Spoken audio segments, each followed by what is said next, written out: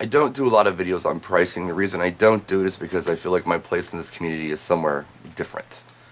It's talking about performance and lighting and sound and things like that. But I did a video yesterday called DJ or iPod.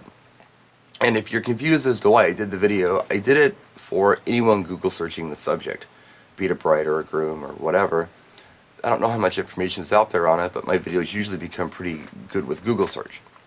So I thought, wow, if a bride or a groom can see my video before they make that decision for themselves, they'll step up to a DJ that's not somebody on Craigslist who just bought some stuff and wants to give it a go.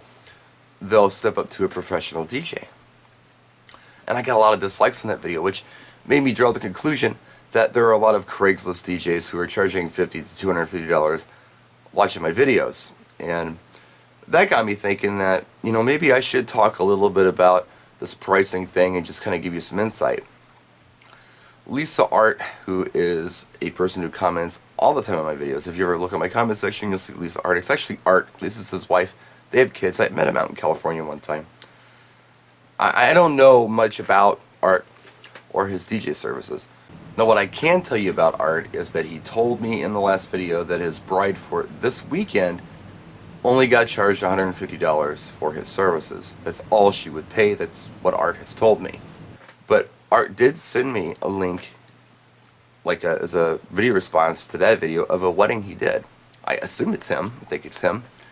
It's about a 15-second long video, and the camera's kind of panning around the room, and it shows the DJ's setup, and it shows the room.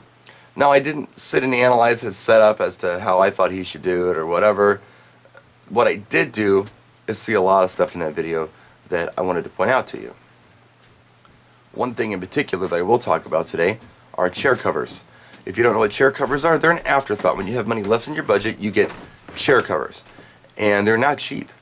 They're per chair, sometimes $10, $15 per chair for these chair covers. Add that up at even a 100-person event, and guess what? They had money left over in their budget to get chair covers.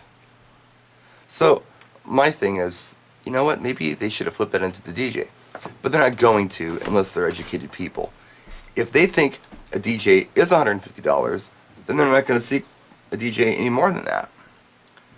If they understand that a DJ can't afford to go out for $150 to make any money, so a solid DJ isn't going to work for that, then they're not going to go for that DJ. Now, when it comes to leaving money on the table, I'm guilty of it as well. And my agent's guilty of it. And the reason I know this is because I go into beautiful events. I go into country clubs where you have to be a member or no member to get into it. There are all the extras, all the goodies, all the photo booths, all the extra food, all the chair covers, all the centerpieces, anything you can think of. And I went in for $650. Well, why is this?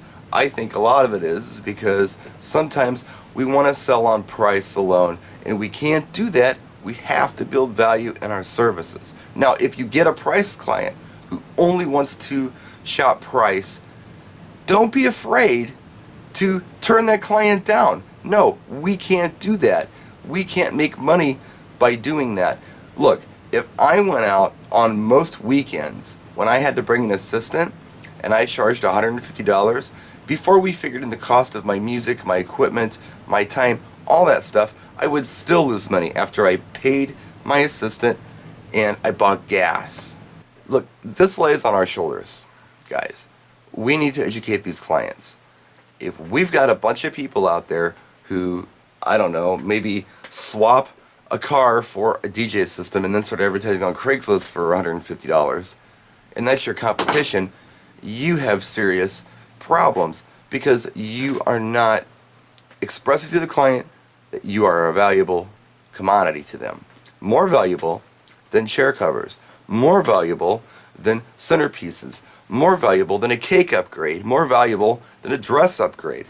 You should be the most important thing that they consider for their event. And if you're not, it's our fault as a collective. Now, I tell you what, those of you who have experience and those of you who hate the Craigslist DJ, I challenge you to give us some advice as to how to take the Craigslist DJ and bump them up. Let us know. practice and enjoy.